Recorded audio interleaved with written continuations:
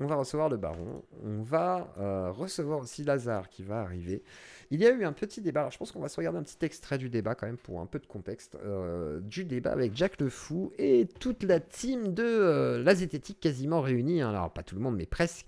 Il y avait du Monsieur Sam, il y avait du Clément Fraise, il y avait du coup Jack le Fou bien entendu, il y avait bien entendu notre cher Cassius Belli, et merci Texas Shieldball, pa pa pa pa pa. Là on commence à mettre des coups de feu à partir de maintenant, là on commence à atteindre des sommes incroyables. Donc voilà, il faut que je rajoute manuellement. Par contre, si vous pouvez faire des dons sur Tipeee Stream et Tipeee PayPal, ce serait mieux parce que comme ça se met quasiment automatiquement. Mais je te rajoute manuellement tout de suite avec Oxymore qui t'es un violent gros. Et donc voilà. Alors nous allons donc regarder un petit extrait. On a le baron qui est là. Je vais l'ajouter aussi sur la caméra. Tac. Et normalement, on devrait le voir bientôt. Il va s'afficher. Et ainsi, du coup, on va traiter ce sujet. Donc du coup, qu'est-ce qui s'est passé? Jack le Fou invite donc toute la team Zététique. Et qu'est-ce qui se passe? Bah, Monsieur Sam a été chez Vincent Lapierre, il est venu chez moi, il a parlé à Psychodélique, Mandax est en procès avec tout le monde, du coup, Jack le Fou, lui, coquin comme il est, en fait, Jack le Fou me fait penser à moi. Il a un côté comme moi. C'est-à-dire, il invite des gens, et il dit, attends, on peut mettre les pieds dans le plat? Et ça j'aime beaucoup. Donc du coup on va se regarder ce petit extrait vidéo où Jack le Fou invite tout le monde et ça va débattre en réalité sur justement la possibilité de discuter avec tout le monde le problème de la zététique face finalement à la politique. Et Monsieur Sam va un peu le prendre pour lui aussi, etc. Ça fait partie des extraits qui ont été montrés par Paduring aussi, etc. Mais là on va essayer de regarder un petit extrait, voilà, pour comprendre un peu le contexte. Et ensuite on va en parler avec le baron et du coup Mister Talk Show, Lazare, qui va nous rejoindre d'ici peu, je pense. Je sais pas s'il est déjà là, non, je le vois pas pour l'instant. Et comme ça, on va évoquer ce sujet sur, en gros, un peu la liberté d'expression. Vous êtes tous là, bah, c'est parfait. Et du coup, on va, voilà, j'ai vu. Tu peux mettre ta caméra d'ailleurs, Baron, comme ça je la fixerai. Non, ah, il y a un bug. La machine me dit le chat vidéo n'est pas disponible pour plus de 25 utilisateurs. Ouais, il y a trop de monde en fait. Au pire, descendez ceux qui sont juste auditeurs et remontez après, comme ça il peut mettre sa caméra. Et le temps qu'on écoute ce petit extrait. Savoir, tu sais, moi j'ai étudié beaucoup les crop circles. Attendez, faut que j'avance un peu parce que c'est plus tard. Au bout de sa conversation, il a pu tout dire. Voilà. Est-ce que je peux poser une question? Ouais, c'est ici. Je peux juste dire un truc, Jack? Juste un.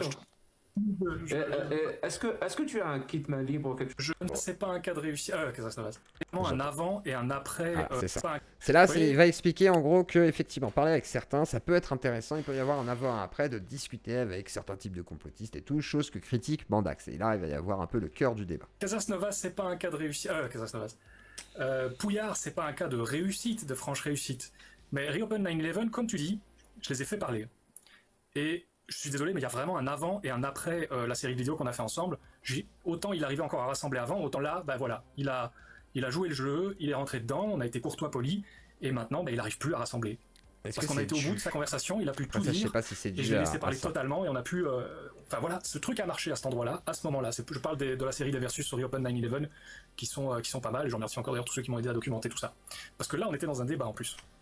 Donc voilà, il y a des exemples et des contre-exemples. Moi, je crois qu'on est dans l'expérimental complet, hein, complet quoi. Je prétends même pas que ce que je fais a vraiment des effets. Hein. C'est pas du tout ça que je prétends. Je prétends juste que personne ne le fait et que ça vaut le coup d'essayer.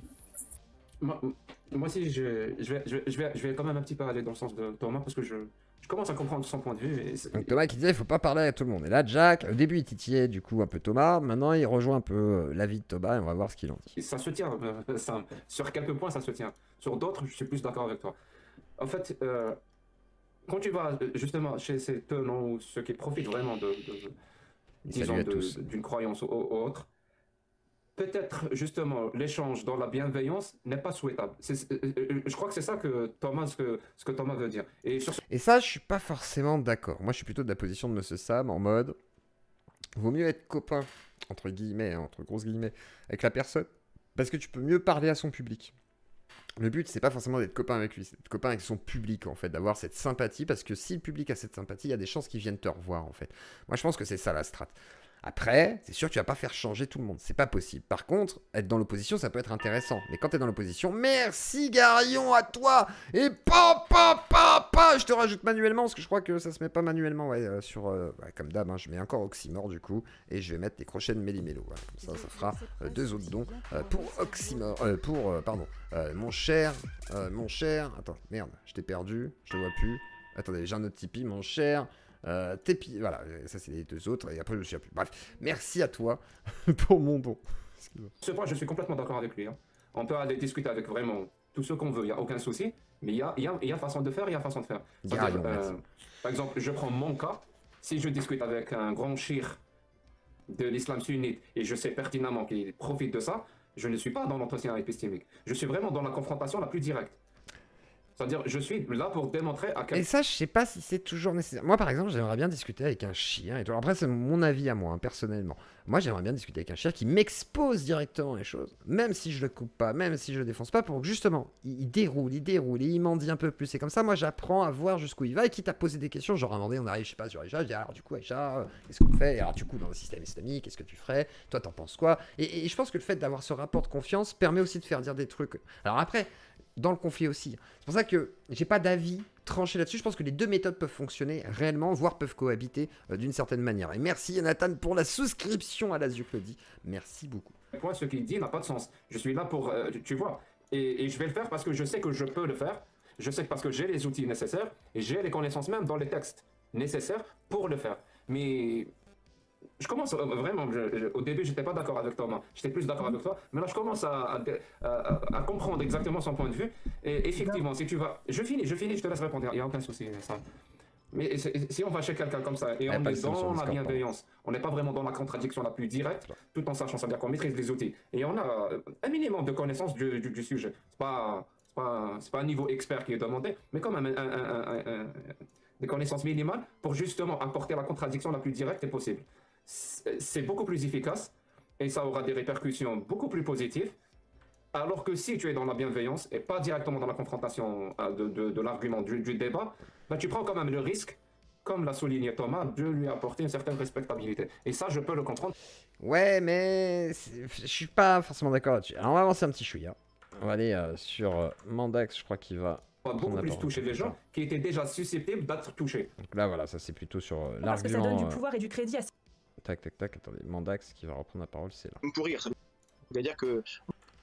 Parler avec qui tu veux, mais il y a une façon de parler. Je sais pas je parlais vraiment de Sam chez Vincent Lapierre, ou encore, je sais plus... Je pense que discuter sert vraiment à quelque chose, et je pense que plus tu discutes même avec des gens horribles, plus tu essaies de discuter, qu'il y a un échange avec plus de personnes, etc., plus tu vas rentrer, pas en empathie, mais ça te permet de mieux comprendre la personne, et la personne va aussi par contre rentrer en empathie avec toi, et elle va pas avoir le choix en fait. C'est-à-dire que au plus tu connais quelqu'un, au plus tu finis par, comment dire, accepter de concéder des choses, au moins pour cette personne. Et à partir de là, il y a des dialogues qui commencent à s'engager. Et moi, c'est pour ça que je vois des gens radicaux, même sur mon Discord et tout, hein, qui peuvent être d'extrême droite, d'extrême gauche, c'est pas le problème. Mais ils sont quand même beaucoup plus tolérants vis-à-vis de certaines personnes et commencent à accepter aussi des arguments des fois qui viennent de l'autre camp, parce que justement, il y a ce rapport un peu de confiance et que là, du coup, t'es plus un ennemi politique. Tu deviens une sorte de... Voilà, de quelqu'un avec qui tu as un échange social réel, quoi. Enfin, il y a un intérêt là-dedans. Et je pense que c'est important, et surtout pour renouer aussi du lien avec certains, parce que tu peux pas que rentrer dans le clash, ça c'est vrai que c'est problématique. Par contre, être en froideur avec tout le monde, ça peut être... c'est pareil, c'est se couper d'un public, et je pense que pour la zététique, la nécessité était quand même de parler à ce public, et non pas de parler qu'à des convaincus. Donc pour parler à ce public, des fois, il faut aller voir les gens, quoi. Et comme Mandax l'avait fait quand il avait été chez Tepa à l'époque. Tepa, c'est la dissidence à l'époque, et effectivement, ce soir, faut faire péter la barre de don. Exactement, Texas, et merci à Texas, et je te rajoute manuellement par le biais de... Ah bah non, par le biais de Garion, je suis con. Bah du coup, il y aura 2 fois Garion, mais il compte pas.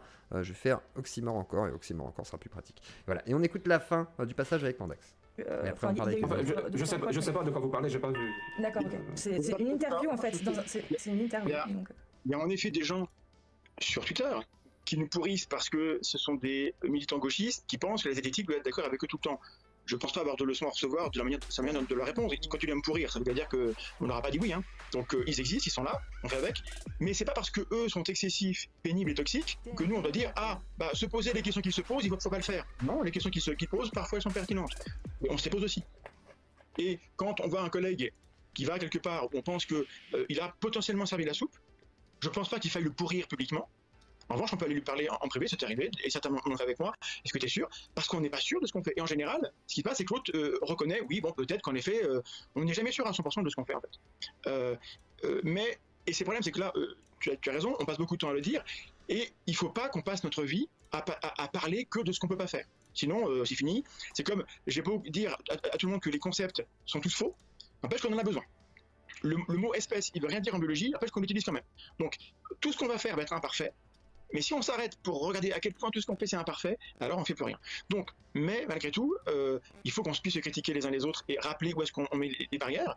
Mais dès que l'un d'entre nous va dire c'est comme ça et pas autrement, là ça va poser problème. Or, je ne pense pas que ce soit cette relation-là qu'on a, les gens ici présents, on est tolérant sur le fait que les gens. Et si à un moment donné ça me fait ami avec des gens très loin de ce qui me paraît bien, et peut-être que ça finira avec des clashs. Mais on n'en est pas là du tout, hein. Parce qu'on a mieux à faire. En fait. Le baron il est pas content. Bah, merci pour cette réponse. Et ben on va parler maintenant de la dérive de la zététique, les engagements politiques, etc. qui posent question à beaucoup de gens. Est-ce que la zététique est toujours dans son rôle? Est-ce que la zététique arrive à toucher le public nécessaire? Parce que c'est aussi ça la question. Parce que moi souvent l'argument que j'ai opposé, même voilà à la gauche par exemple qui me critiquait beaucoup, c'était de dire bah oui mais s'il n'y a pas les discours de droite on peut pas lutter contre.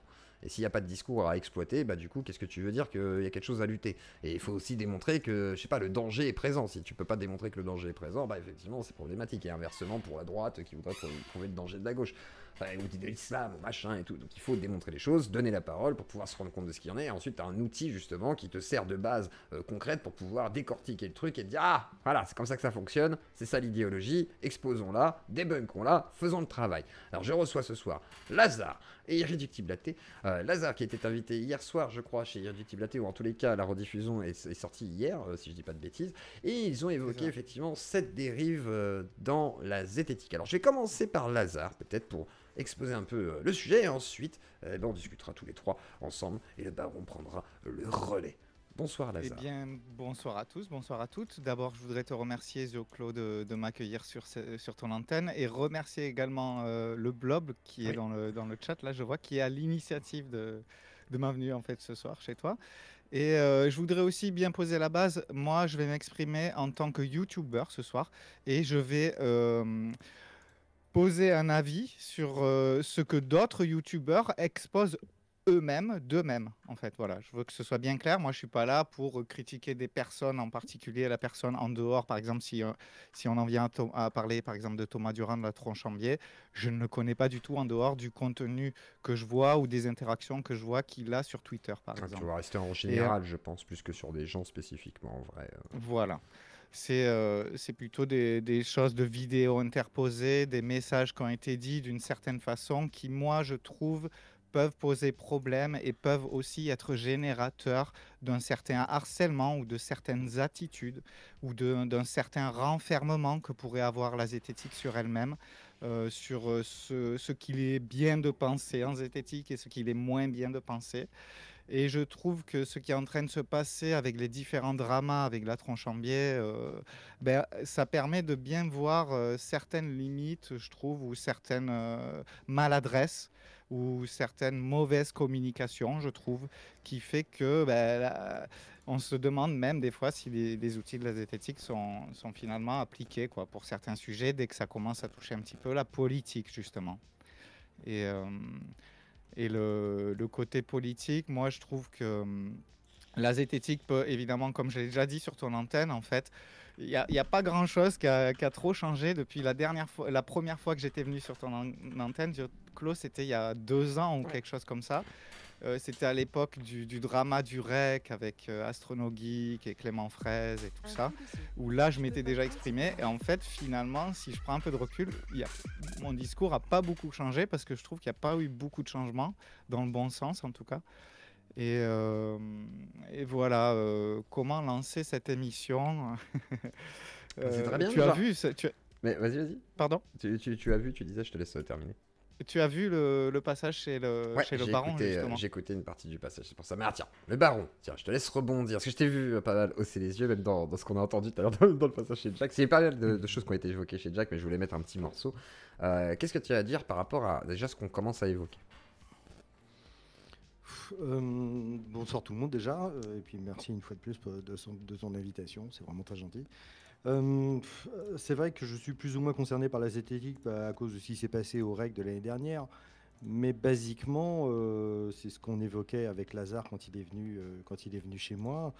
C'est-à-dire que, honnêtement, moi je me sens plus tellement concerné par la zététique, en tout cas par la représentation entre guillemets plus ou moins officielle et plus ou moins la figure d'autorité que maintenant peut être Thomas, Mandax, pardon. Et c'est vrai que je me sens plus proche de gens. Alors, en tout cas, dans le mouvement sur le fait de respecter les avis divergents et avoir le droit de s'exprimer sans avoir peur de se faire massacrer pour non-alignement sur la ligne politique qui serait officielle et obligatoire.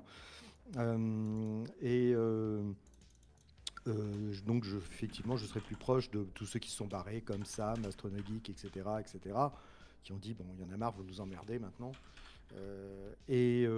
Mais paradoxalement, pas dans la méthode. Parce que je crois pas justement que, contrairement... Enfin, je suis pas d'accord avec Sam sur le coup de l'empathie. Parce que l'empathie, ça peut amener, si on n'est pas vraiment solide psychologiquement, la limite entre la compréhension et l'excuse est extrêmement floue.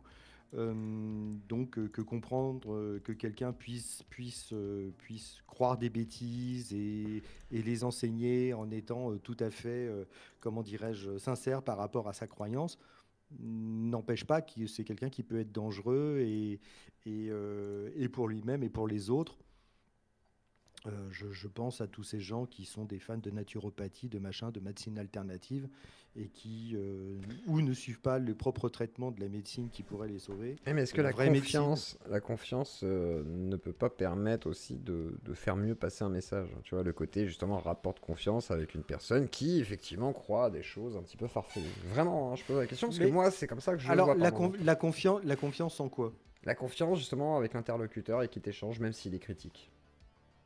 Alors, moi, je ne mettrais pas ça sur le plan de la confiance, mais sur le plan du respect, tout simplement. Oui, le respect, mais c'est un peu la même chose dans l'idée. Enfin, la non, pour moi, c'est pas, la même chose. Pour moi, c'est pas la même chose. Parce qu'il y a pas de... Le respect n'implique pas de revenir sur ses positions ou de les remettre en question pour aller vers l'autre. Oui, le respect, on peut être parfaitement ferme sur ses positions tout en étant parfaitement respectueux des positions de l'autre. En tout cas, c'est ce que j'essaie de faire moi quand je reçois des invités sur mon émission. Je n'ai pas toujours été épatant sur le domaine, mais d'abord, je suis un jeune padawan hein, dans l'entretien épistémique ou de debunk, donc on apprend de ses erreurs. Mais je crois pas. Je crois que tout ce débat sur quelle est la bonne méthode est un faux débat. Je veux dire, il y a tellement de croyances, il y a tellement de raisons de croire des choses vraies ou des choses fausses. Il y a tellement de personnalités différentes et de psychologies différentes. Même s'il y a des grandes façons de fonctionner dans le cerveau humain. Il y a des invariants, mais chacun a des trajectoires très particulières. Il y a des gens qui vont aller très fort vers la croyance et puis aller très fort dans l'athéisme et ensuite aller très fort dans le doute systématique et puis ensuite trouver un moyen terme. Mais alors, il y a des gens qui font ce trajet-là à 25 ans, puis il y a des gens, il faut qu'ils arrivent à 75 ans pour tout d'un coup arriver au même endroit. Donc je ne pense pas qu'il y ait une seule méthode. Il y a des gens qui ont besoin de coups de pied dans le cul, et puis il y a des gens qui ont besoin effectivement de tendresse, de compréhension de tout ça, etc. Mais je ne pense pas qu'il y ait une seule méthode qui soit bonne pour tout le monde. Voilà, tout simplement. C'est ça. C'est exactement ce que j'allais dire aussi. C'est une discussion qui revient souvent dans mon serveur Discord, parce qu'il y a des gens justement qui ont changé un petit peu d'opinion, qui ont quitté des techniques de soins alternatives et tout ça, avec de la confrontation, même d'être vraiment blessé et tout ça, et il y a des gens chez qui ça ne va pas fonctionner.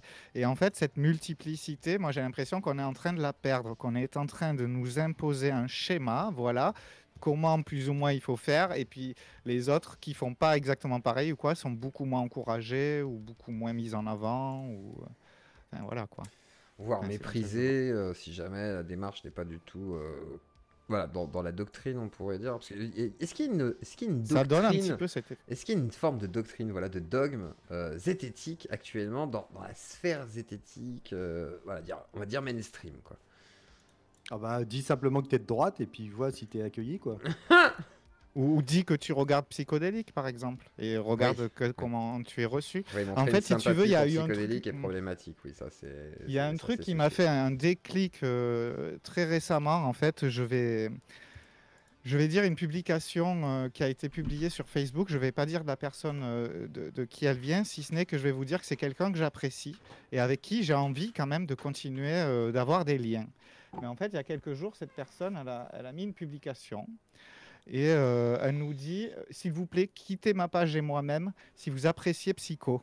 N'oubliez pas qu'en regardant, écoutant Psycho, vous avez une part de responsabilité sur les graves conséquences sur les cibles qu'il vise. Cette vidéo en lien ci-dessous, c'est la vidéo de Pas du Ring, la face cachée de Psychodélique fuite. C'est pire que ce que vous pensiez. Donc cette vidéo est une nouvelle preuve, le mot est très important. Inutile de chercher les motivations de Psycho ou d'évoquer les possibles troubles mentaux, cela ne sert à rien. Il faut juste espérer que les sponsors, la justice et vous, écrit en majuscule, si vous êtes abonné à sa chaîne, feront preuve de raison et d'empathie vis-à-vis des personnes à qui il s'en prend. Et en fait, moi, ce message me choque parce que déjà, on te dit si tu apprécies, qu'est-ce que veut dire apprécier Psychodélique, tu vois. Moi, je regarde son contenu, c'est un collègue de travail, je ne regarde pas tout ne m'intéresse pas. Ça lui arrive de dire des choses avec lesquelles je ne suis pas d'accord, mais que se cache derrière apprécier? Et puis, moi, qu'est-ce que je fais derrière un post comme ça? Est-ce que je me désabonne? Est-ce que je reste pour expliquer? Est-ce que je dis rien et finalement, cette personne, elle pense que je suis d'accord avec elle? Enfin, tu vois, et en fait, on va me rejeter. Moi, là, je suis rejeté et c'est une personne qui a un rôle qui est pas une figure, mais qui est quelqu'un d'important dans la communauté zététique. Et je pense que ça reflète un truc qui est en train vraiment de se passer. Si tu n'as pas certains avis, certaines positions sur certaines personnes, ces gens-là ne veulent plus du tout de contact avec toi. Alors que moi, la personne dont je suis en train de parler, je pense qu'elle ne sait pas que je regarde Psychodélique et que je vais le défendre ce soir, notamment, même s'il n'a pas besoin de moi pour me défendre, mais c'est pour vous montrer mon positionnement, au moins comme ça c'est très clair.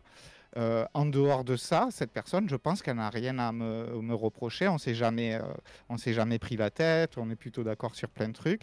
Et j'ai l'impression que juste parce que voilà, j'apprécie, entre guillemets, Psychodélique, je vais virer de sa liste d'amis sur Facebook, quoi. Et c'est peut-être pas grand-chose, mais je trouve que la démarche est questionnable. Et du coup, c'est quoi? C'est de la censure à tes yeux? Comment tu vois ça, toi? Moi, ça me fait un petit peu penser comme les excommuniés des témoins de Jéhovah, tu vois. On va t'exclure du mouvement, c'est-à-dire quitter ma page et moi-même, entre guillemets. C'est pas que ma page Facebook, c'est aussi la relation avec moi-même. Le microcosme social aussi que tu as créé là-dedans, etc., qui est des fois aussi très fort, parce qu'il y a des gens qui sont sortis de dérives sectaires, machin et tout, qui ont mis beaucoup de temps dans ces relations parasociales, et effectivement, ça peut être un déchirement de se retrouver exclu, parce que tu as des positionnements un petit peu différents de la moyenne, quoi. Et malheureusement, ce sont des commentaires que je retrouve beaucoup sur Facebook parce qu'évidemment, moi, depuis 2 ans et demi que j'ai essayé de me rapprocher beaucoup plus de la sphère FR de la zététique, je me suis fait des connexions sur Facebook. Vous voyez comment ça se fait? Les gens me demandent le plus souvent un ami, mais les connexions se font. Et il y a toute une partie de gens extrémistes qui, comme ça, qui vont, dès que Psycho va être mentionné quelque part, vont sortir tout le dialogue un petit peu comme un rappel. Attention, il ne faut pas oublier que... quittez-moi si vous... Enfin, voilà. Oui, c'est côté sectaire. Alors toi, le baron, comment tu vois tout ça? Oui, on parlait déshonneur par association. C'est exactement ce que j'allais dire, c'est ce que j'étais en train de noter. En fait, le truc, c'est qu'il ne s'agit pas de défendre Psycho. Pour certaines choses, il est indéfendable.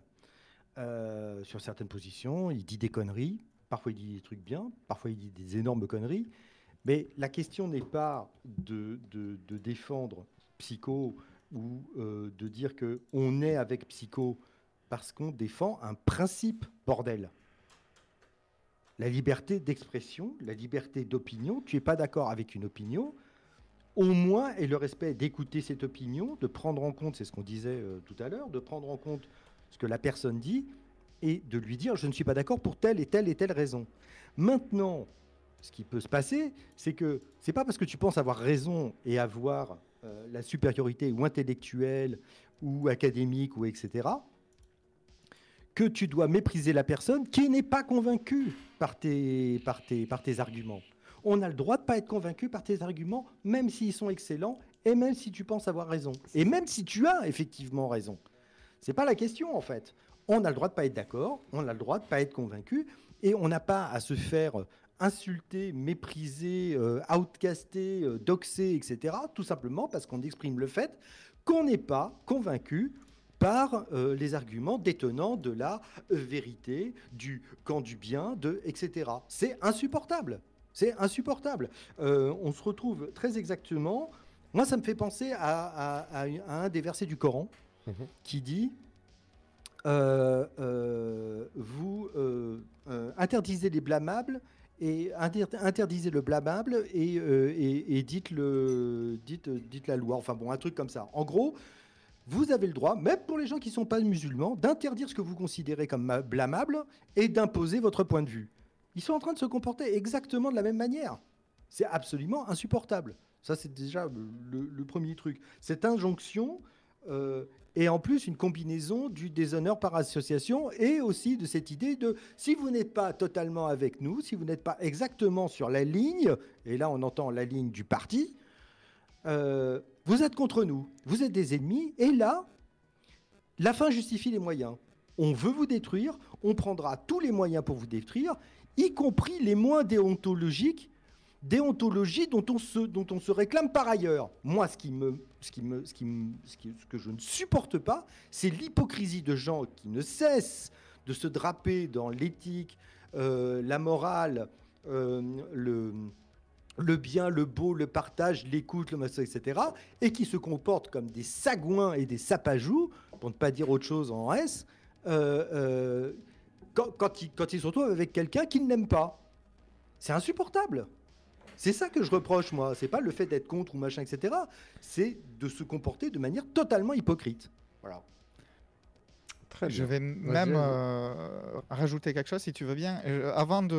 J'avais déjà vu cette vidéo quand elle était sortie, mais avant de revenir, j'ai re-regardé l'interview de la Tronchambier chez Pas du Ring.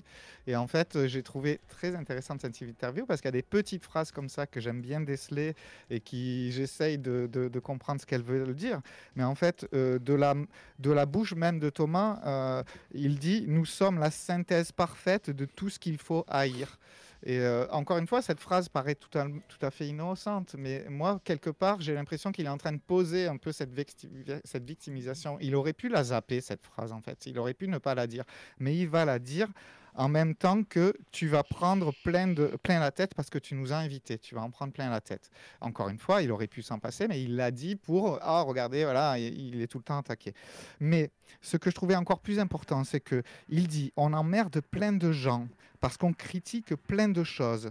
Et il y a forcément un truc qu'on a critiqué auquel tu adhères plus ou moins. Et ça, c'est la raison pour laquelle Thomas, on le critique. C'est-à-dire que l'option n'est même pas de dire « Ben non, moi je te critique parce que moi j'ai aucun problème sur les gens qui l'attaquent quelque part, entre guillemets, Thomas, certaines personnes parce qu'il attaque des dérives sectaires, il attaque des mouvements de soins alternatifs qui peuvent être dangereux et tout ça.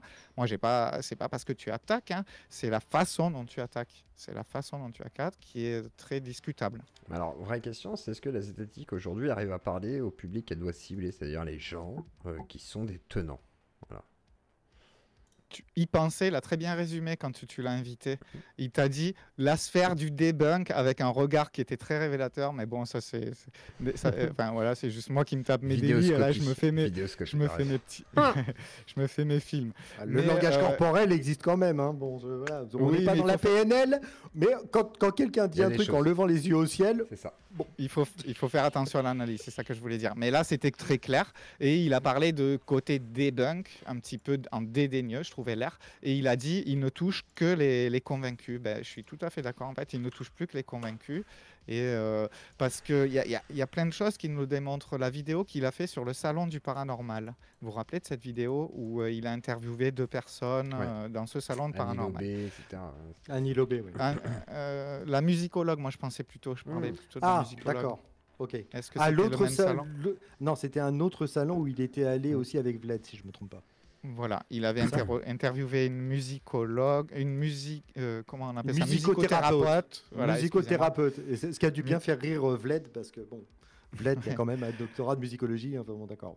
Mais si vous voulez, dans ces deux échanges-là, moi je trouve qu'on voit bien que Thomas a beaucoup de mal à entretenir un dialogue avec des gens. On voit bien que les gens en face se sentent attaqués, se sentent mal à l'aise. On voit qu'il n'arrive plus à parler avec les tenants parce qu'il s'est coupé vraiment de tout ça, je pense.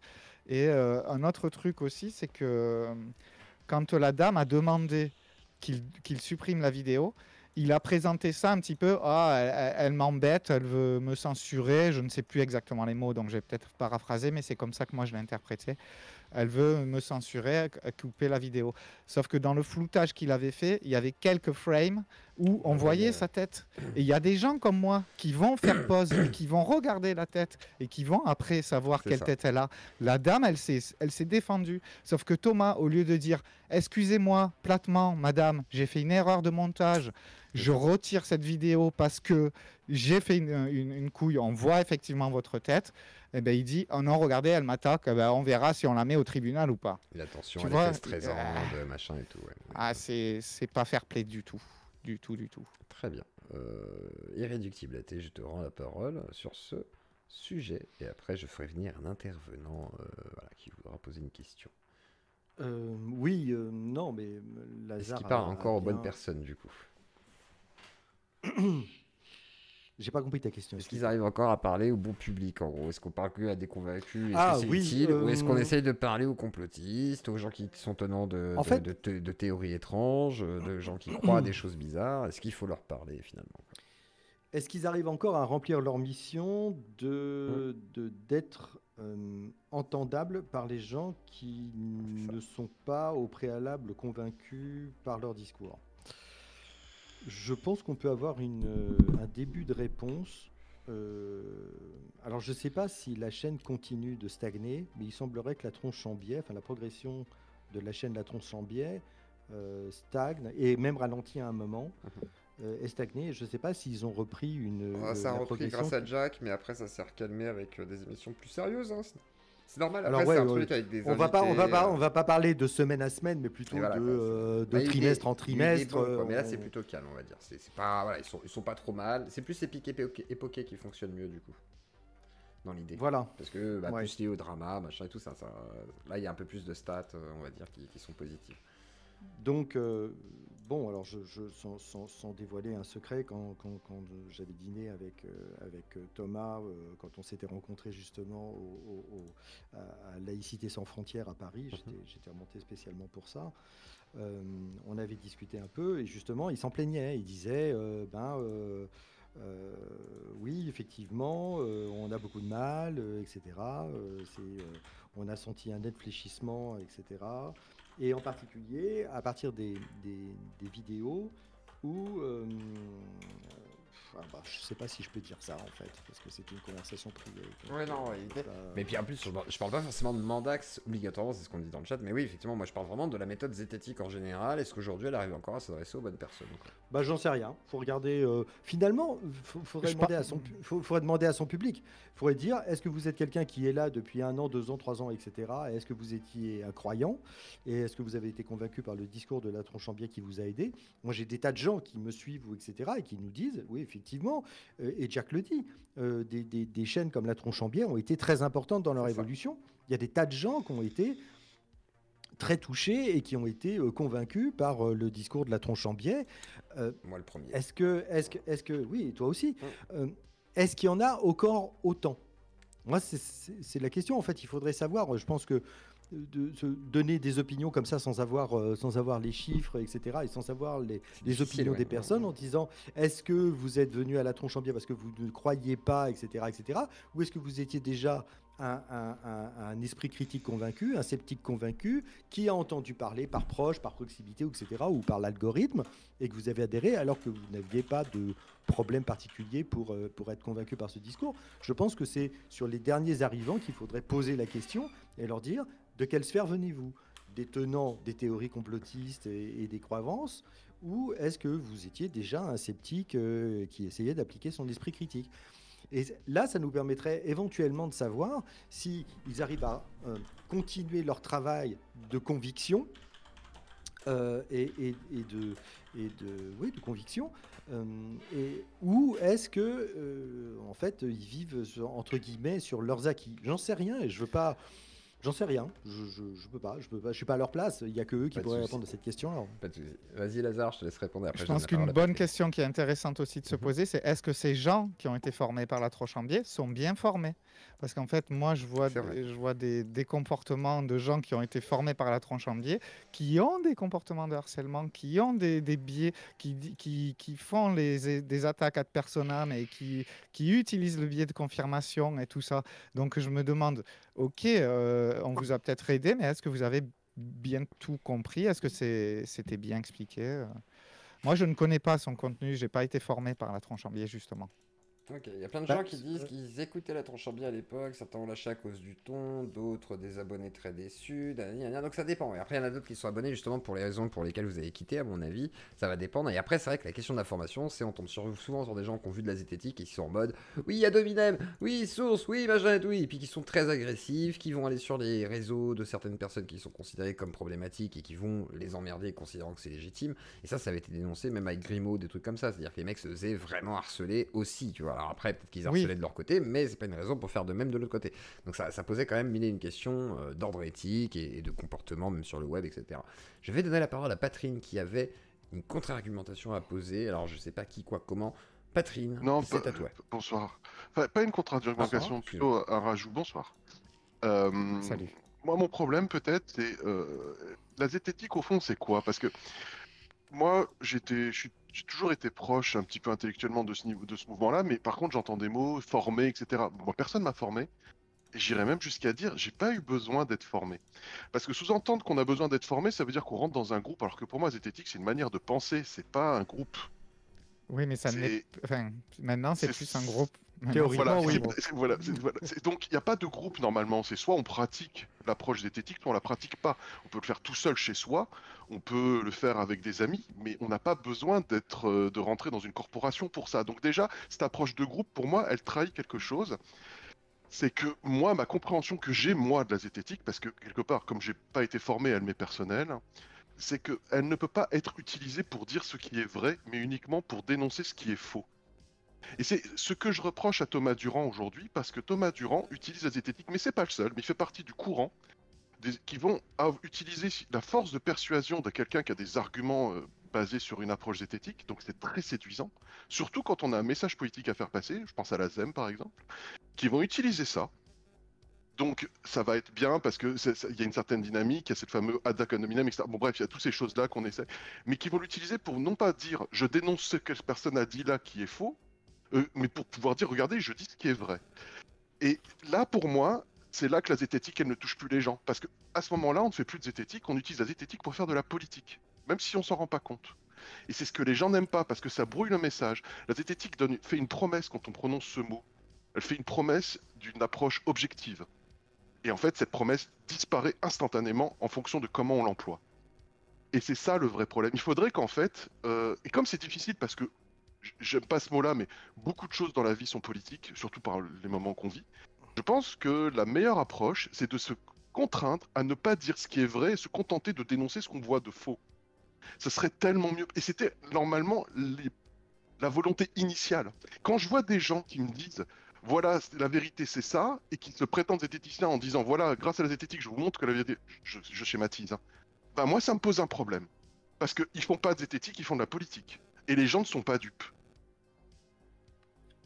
Je suis tout à fait d'accord avec ça. D'ailleurs, j'avais eu une conversation privée avec un youtubeur un peu connu qui a approché un petit peu cette sphère et qui me disait moi, le problème avec la zététique, c'est qu'en fait, c'est des gens qui avaient comment dirais-je, une visée politique et qui ont trouvé un outil pour avoir raison. Juste, voilà. Et qui s'en sont servis pour pousser leur agenda politique et leur vue politique. Et pour rebondir sur ce que vous avez dit à propos du fait d'être formé ou choses comme ça, le problème c'est que la formation ne doit pas finir en formatage. Or, le problème c'est qu'on a un petit peu cette impression-là. Oui, mais le problème qu'il y a... Donc quand moi j'entends, je vais prendre l'exemple de Mandax. Moi, Mandax, il m'a perdu Et c'est pas homophobe ce que je vais dire quand il dit je ne sais pas ce que c'est une femme. On parle d'un docteur en biologie de l'évolution, il sait pas ce que c'est une femme. Donc là, clairement, quand il dit ça, il fait de la politique. Oui, Ah bah, là, oui, oui, il clairement, prend un mais je pense positionnement que politique. je pense qu'il y a eu beaucoup de gens qui ont été tout à fait perturbés, choqués, voire bon voilà, qu'on fait bon non mais là ça va, ça suffit quoi. Moi, j'entends parler de gens qui se prétendent être un peu dans la sphère politique et qui discutent en prenant comme base d'argument la carte des QI.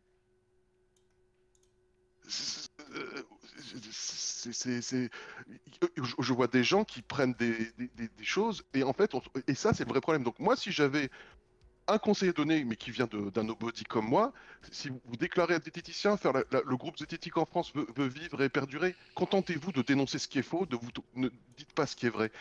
Ou alors, ne vous déclarez pas comme politicien, zététicien, mais comme des gens qui font des politiques. Et faire de la politique, c'est honorable, c'est pas le souci, mais c'est pas de la zététique. C'est ça. C'est bien le souci. Oui, je suis bien d'accord. Il y a aussi quelque chose qui m'avait interpellé dans cette interview chez Paduring, quand en fait Sermandax explique quelles sont les solutions face à quelqu'un qui l'attaque comme psychodélique. Thomas donne ses solutions à lui qu'il voit. Donc il donne le silence, mais a priori ça voudrait dire qu'il a raison. Tu peux réagir, mais ça va faire une nouvelle réaction, donc ça va faire une réaction en chaîne. Tu peux lui en parler en privé, mais soit tu vas vers la justice, mais là tu deviens le méchant, ou soit tu le strikes parce que c'était à la période où il avait striké. Et moi, ce qui m'a choqué dans son propos, c'est qu'il n'a jamais évoqué la proposition de lui parler. Combien de fois Psychodélique a proposé à Thomas d'en parler, de venir sur sa chaîne. Comment Thomas peut oser quelque part jeter du revers de la main une invitation chez un mec qui à l'époque faisait 3-4 millions de vues. Là, j'ai regardé sur les 28 derniers jours, il a fait 2 400 000 Psychodélique. Thomas aurait pu aller sur ce plateau, discuter, expliquer ce qu'était la zététique. Tu vois, non, Psychodélique, tu te trompes, voilà, la zététique et tout ça. Il aurait pu en faire un outil pédagogique en fait de ce truc-là. Mais ils ont choisi parce qu'il y avait déjà cette diabolisation de Psychodélique, ça fait longtemps qu'elle existe. Et du coup, je pense qu'il a... Je ne sais pas, je ne sais pas s'il y a une volonté de capitaliser là-dessus, mais moi je trouve dommage que il n'y ait pas eu de tentative de dialogue qui, à mon avis, aurait résolu beaucoup de choses beaucoup plus tôt. Et je pense également à Fantine. Ça a foiré, quoi. Fantine, qui n'a pas une chaîne avec énormément d'abonnés, qui aurait pu avoir une tribune exceptionnelle. Tu vois, moi, Psychodélique me donne une tribune pour parler de la zététique, même si c'est pas ce qui me défonce, je vais la prendre parce que je vais aller me défendre. Mais bon, voilà, on n'a pas tous les mêmes caractères, certes, mais moi, je trouve que il tourne un petit peu le truc à la victimisation et même s'il dit qu'il ne veut pas détruire Psychodélique, j'en suis pas sûr. Enfin, je me pose la question. C'est possible. Baron, est-ce que tu as quelque chose à répondre à tout ça, toi aussi? Bah, on a un très bon exemple justement de ce que nous sommes en train de dénoncer dans le chat. Il y a quelqu'un qui reproche un propos, voilà, en disant voilà, parce que on parle justement de cette vidéo où Mandax parlait justement en disant je ne sais pas ce que c'est qu'un garçon, enfin un garçon c'est pas si simple, ou etc., etc. Et le simple fait de dire qu'on n'est pas convaincu par ce discours-là, eh ben on se fait traiter de transphobe. Voilà, bah, c'est exactement ça. C'est exactement le genre de débilité qui fout en l'air la zététique. Voilà. Et moi, je trouve quand Mandax sur sa chaîne Epic et Pocket, tu en parlais tout à l'heure, Zioclo, lit une lettre d'une tenante en prenant une voix de grosse gourde, je me dis le respect pour la femme et le respect peut-être pour des gens qui seraient transsexuels, qui pourraient se reconnaître dans cette voix féminisée, un petit peu couillonasse. Enfin, tu vois, je veux dire, ça m'a choqué, moi, personnellement. Je me suis dit, bon, déjà, jeu d'acteur... pas ouf, mais en plus l'idée du personnage, de qu'est-ce que ce personnage et qu'est-ce que ce personnage représente, moi je trouve qu'il y a fait ce que je dis parce que je fais, quoi. Mais si je puis me permettre, moi on m'a confié, mais peut-être vous allez pouvoir me détromper, la raison qui a poussé Mandax. Alors on prend Mandax, moi j'ai pas envie de faire le procès en ton absence, mais c'est l'exemple qui me vient, mais c'est pas le seul, vraiment pas. je pense qu'il n'est pas le seul à souffrir de la même chose que je pense je vais dénoncer, si tant est que c'est exact, détrompez-moi si c'est le cas, c'est que tout simplement, à partir d'aujourd'hui, Mandax, c'est devenu son métier. Donc à partir du moment où c'est devenu son métier, il a créé une association pour pouvoir être payé. Je crois que, alors, aux dernières nouvelles, je crois je crois savoir, je suis pas sûr, mais j'ai entendu dire qu'effectivement, il n'était plus salarié par l'Astec.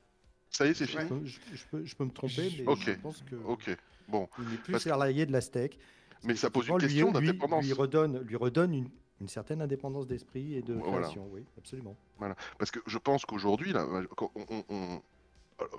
enfin, il semblerait être su quand même que les financements de l'Astec étaient très orientés politiquement.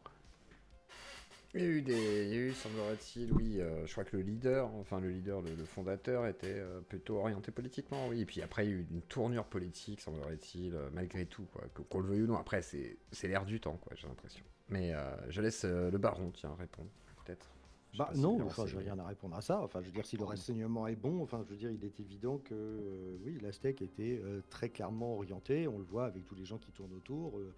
Enfin, évidemment, Fantine qui a été évoquée. Bon, voilà. La question, enfin, c'est pas assez évident, quoi. Enfin, je veux dire, en fait, le propos que j'ai, c'est que, et je conclurai avec ça, c'est que peut-être qu'il faudrait mettre en place une charte chez les zététiciens ou ceux qui s'en réclament. Si vous voulez à tout prix être un mouvement et un groupe, il faut avoir à ce moment-là un code, une constitution, pour définir ce qu'est ce groupe. Et en fait, je pense que c'est là qu'il y a un problème. Faites une charte. Ça existe dans l'association, non ? Il y a eu une tentative, je parle globalement, je parle du mouvement, oui, je parle pas de l'association Astec, pas du tout. Là, je suis plus sur l'Astec en fait. D'accord. Alors, je vais te parler d'une autre association pour laquelle vous avez peut-être un petit peu entendu parler parce que ça a fait un flop. C'était la FIDES, la Fédération des initiatives du développement de l'esprit critique et scientifique. Et en fait, ils avaient fait cette charte-là, mais c'est parti en cacahuète totale. Ils se sont tous bouffés les uns les autres. Il y a eu cette histoire de tantra sceptique, il y a eu des trucs de ouf dans la FIDES. Moi, je suis assez vite parti, mais encore une fois, dans cette FIDES, dans ce groupe-là, c'était plein de gens qui ne pouvaient pas accepter que tu aies un autre avis politique que le leur. Moi, j'étais, par exemple, ma vidéo sur Septicon, j'avais fait un court-métrage sur la zététique et tout ça, sur une maison hantée. Ma vidéo sur Septicon a été validée uniquement une fois qu'ils avaient pris rendez-vous avec moi pour être sûr que j'étais pas d'extrême droite parce que j'utilisais les emojis PP dans mon serveur. T'imagines le délire. Donc, il a fallu que je me justifie de mon utilisation des emojis PP pour avoir la carte. Tu vas être promu sur une plateforme vidéo Skepticon qui est réservée aux sceptiques et tout, parce que pas mal de gens la critiquent, mais beaucoup de gens l'ont utilisé. C'est un réseau qui s'auto-booste, en fait. Les gens qui sont là-bas vont faire un commentaire sur YouTube et tout ça. Enfin, c'est toute une dynamique. Et en fait, il y a des trucs de dingue qui se passent en off, en fait. C'est plutôt des trucs que le grand public n'entend très peu parler. Alors moi, j'aurais tendance à dire faites une charte qui dit que, idéalement, à moi, si elle devait être, c'était moi qui l'écrirais, elle écrirait que le zététicien s'engage à ne prendre la parole au nom de la zététique que pour dénoncer ce qui est faux et non pas dire ce qui est vrai. Il s'engage à avoir une neutralité politique et il s'engage à ne pas être rémunéré par une association qui pourrait lui donner un manque d'indépendance. Et il s'engagerait à être indépendant. Rien que ça, ça serait déjà énorme. Ouais, ou alors on peut tout simplement rester indépendant et dire si vous pensez que je suis un zétète, tant mieux pour vous. Moi, j'essaie d'appliquer mon esprit critique. Plusieurs fois, on a essayé. Alors, c'est très rigolo parce que quand j'attaque des religieux ou des choses comme ça, une des premières insultes qui vient, c'est « Oh, vous les zétètes ». Donc moi, ça me fait douce. Chien de zétète. C'est ça, les zététiciens. Ouais, zététiciens. Oui. Voilà. Donc, alors, je suis obligé de leur faire reconnaître deux trucs. C'est que, je me suis jamais considéré comme un zététicien. Et surtout que, je veux dire, le cercle de la zététique, en tout cas, qui est le plus connu en France, ne veut surtout pas de moi. Donc, je veux dire, vraiment, non. Je suis un électron libre, vraiment. J'aimerais bien, voilà, mais non. Enfin, moi, la zététique, je l'observe. Je suis pas dedans. par rapport à ça, moi j'ai une petite remarque au sujet du REC 2023. C'était bien celui-ci dans lequel tu étais censé être, tu avais été invité puis rejeté. En fait, au final, la dernière soirée, c'était une tranche en live. Et sur la scène, on a Henri Brock, donc excellent. On a un musicien qui... Sort du départ. Qu'est-ce qu'il a fait? Il a fait un album qui s'appelle Hyper Docteur par rapport à l'affaire Idriss Aberkan. Voilà. C'est surtout, Donc, un un des mec, élèves c'est surtout un élève vocal de Vled.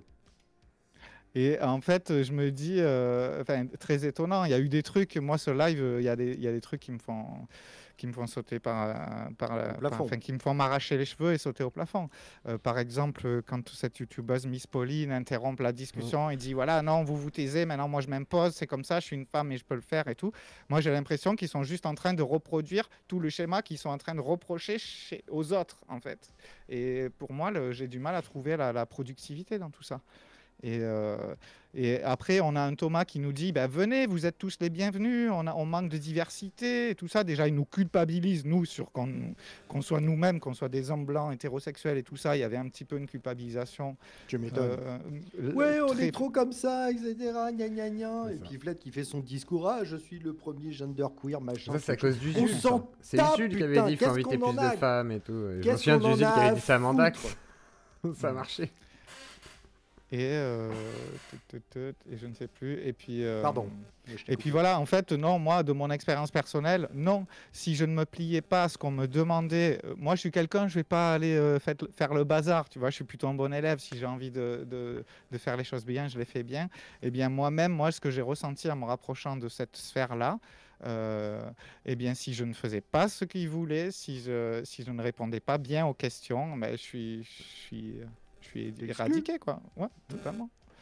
Et ça en est arrivé même jusqu'à un moment où, dans la nuit zététique, j'avais plusieurs heures de modération dans les pattes.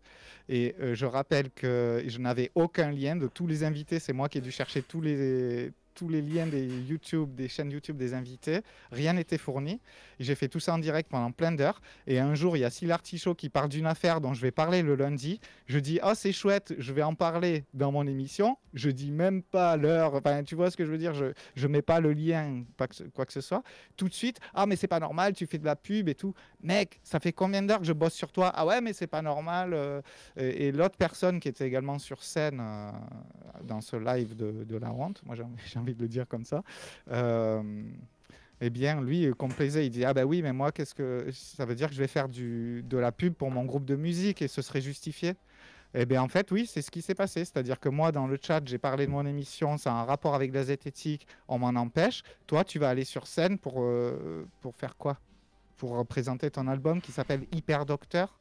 Et c'est quoi? C'est ça la zététique? C'est ça qui est censé être de l'esprit critique dans ton travail? Ça a changé. Un titre d'album? Ça a changé. Ça a beaucoup changé quand même. Moi, j'ai du mal. En fait, moi, ce qui me fait... j'ai plus envie de m'identifier parce qu'il y a aussi un autre truc, c'est qu'il y a beaucoup de gens qui détestent la zététique parce qu'ils ont l'image de Thomas. Il a pris une place énorme et dans le grand public, ça aide pas parce qu'ils n'arrivent pas à voir cette pluralité de la zététique. Ils n'arrivent plus. C'est pas que l'image de Thomas. Excuse-moi, ce qui rend fou quand on parle dans la zététique, c'est les suppôts de la zététique qui essayent d'imiter Thomas. Alors déjà que le modèle est un peu contestable, alors les imitations, les ersatz, bonjour quoi. C'est insupportable et ça on les croise de partout. C'est-à-dire qu'en plus ils ont même pas le savoir de Thomas quoi. Ce que je voulais dire aussi, c'est pas parce que vous faites quelque chose de mauvais pour de bonnes raisons, des raisons qui vous semblent bonnes, que ça en fait quelque chose de bon au final. Par exemple, j'avais vu je vais prendre un autre exemple. Vous vous rappelez Black Coach, quand il avait fait une vidéo contre la zététique, qui était très intéressante d'ailleurs, critique de la zététique, eh bien dans certains serveurs Discord, il s'est fait défoncer littéralement avec des propos des propos d'être traités d'enculés, par exemple, pour des gens qui se prétendent des sciences humaines et tout, qu'il faut faire gaffe aux mots qu'on utilise et tout. Ah ben par contre, quand c'est pour défoncer Black Coach, c'est bon, porte ouverte, personne ne dit rien, tout va bien quoi. C'est le double standard. Et ils ont défoncé Black Coach? Non, mais c'est des petits serveurs, hein, mais tu vois, c'est des petites communautés, tu sais, c'est tous ces gens qui gravitent dans... Tu sais, cette communauté est assez petite. Hein. Les gens qui ne produisent rien et à part de la critique, d'accord. C'est ça. Et moi, je trouve que c'est étonnant qu'il y ait tant de gens dans des serveurs Discord zététiques, sceptiques, tant de gens qui puissent s'exprimer et dire des trucs comme ça dans ces serveurs sans qu'ils ne soient contredits ou... Enfin bon, je trouve ça horrible. Très bien. Bah, effectivement, je pense qu'il devrait y avoir une sorte d'appel au calme aussi dans les communautés sceptiques et qu'il n'y a rien qui justifiera, même sur des personnes problématiques, de les harceler et de les doxer ou je sais pas quoi. Non, mais il faut Et arrêter il y a des avec ce groupes qui mot s'organisent pour ça. quoi. Oui, vas-y. Excuse-moi, mais je supporte plus ce mot problématique. Oui, non, mais. Non, c'est insupportable. Non, mais justement, je veux dire, même s'ils sont oui, soi-disant non. problématiques, du coup. Non, mais il faut bien mettre les guillemets, les machins, etc. Parce que ce mot, ça devient, c'est vraiment insupportable. J'en ai marre d'entendre ce truc. Oui, c'est problématique, tu es problématique, etc. Tes propos sont problématiques et tout. Ils sont un problème pour qui? Pour toi? Pour une poignée de gens qui viennent m'empêcher de parler parce que vous voulez faire une censure? Vous voulez contrôler le langage? Vous voulez contrôler ce que j'ai le droit de dire et de penser? Mais je vous Il y a emmerde. problématique et il y a sophisme aussi, qui est assez chiant en ce moment. Oui, Sophie, il y a plein de choses. Il y a énormément. Oui, mais enfin, bon, problématique est quand même beaucoup plus connoté politiquement que sophisme. Ah, pour moi, problématique, ça désigne des comportements plus que des personnes. Mais après, effectivement, j'entends. J'entends que t'en es là. Mais après, c'est le terme employé depuis très longtemps, parce que c'est vrai qu'on le dit assez facilement.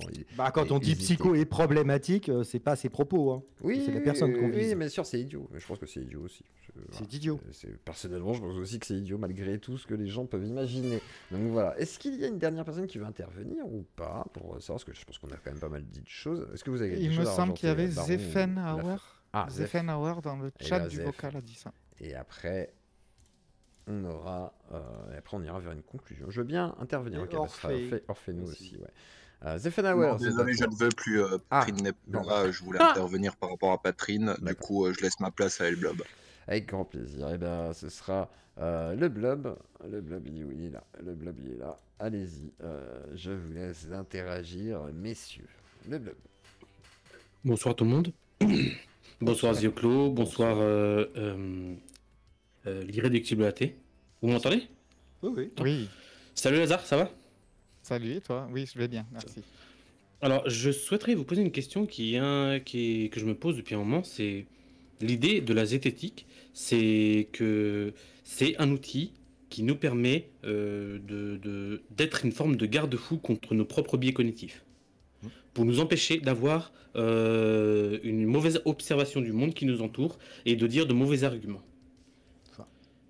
Oui, moi je dirais interprétation, oui. Mais bon, on comprend l'idée, oui, tout à fait. D'être des garde-fous contre nos propres biais. Comment se fait-il qu'un outil de ce genre n'est pas assez efficace pour protéger les gens comme la Z et tout ça contre les idéologies d'extrême gauche? Tout simplement parce qu'un marteau peut t'aider, peut te permettre de construire quelque chose ou de fracasser le crâne de quelqu'un. C'est un outil. Et du coup, ça me permet d'arriver à une deuxième pensée que j'ai, c'est si les outils de la zététique n'est pas assez efficace pour permettre à des personnes comme Thomas Durand ou d'autres personnes de se vautrer dans des idéologies séparatistes comme l'extrême gauche ou d'autres idéologies de ce genre, quelle est au final l'utilité de cet outil? Bien dans le paranormal, je trouve que c'est très bien, que ça s'applique super bien et qu'en plus on touche à l'imaginaire, on touche à la vie après la mort, une esthétique que tu adores, je sais William, et aussi que j'aime beaucoup. Je pense que le paranormal est on peut s'appuyer bien en faisant de la zététique sur ça, je trouve que c'est très porteur. Moi je trouve ça très efficace contre les croyances religieuses par exemple. Et du coup, oh putain, je voulais dire un truc. Du coup, le dernier truc que je me demande, c'est est-ce que la zététique, c'est juste un titre comme une forme de bien positionnel, ou est-ce que c'est tout simplement du scepticisme appliqué? J'ai pas compris le concept de bien positionnel. Genre, t'as une montre, elle est magnifique, elle est extrêmement chère, et t'as envie de la juste pour la montrer. D'accord. Ok, d'accord. Okay. Genre une sorte de grade. Regardez-moi, je suis valoir socialement. Quoi. Oui, un faire valoir social. Oui, comme un diplôme. Ça peut servir à ça aussi. Oui, équivalent à un universitaire. Quoi, ou ce qu'on appelle aussi les signes, la démonstration des signes de vertu, des vertus politiques, des vertus idéologiques, etc. Ça peut servir à ça aussi. Les gens qui sont extrêmement... La pureté idéologique fait aussi office d'outil pour progresser dans le groupe social aussi. C'est en général d'ailleurs pour ça que les plus agressifs et les plus, comment dirais-je, les plus raides sur les règles ou les choses comme ça, etc., sont des gens qui progressent dans des groupes. Oui, en vrai, pour être honnête, je crois que Lazare avait un truc. Oui. Vas-y, Lazare. Je pense que oui, ça peut être utilisé un petit peu dans ce sens-là, le côté un petit peu qui fait du bien à l'ego, parce qu'en fait, dans l'idée qu'on a de la zététique, c'est des gens qui réfléchissent, qui ne se font pas avoir et tout ça.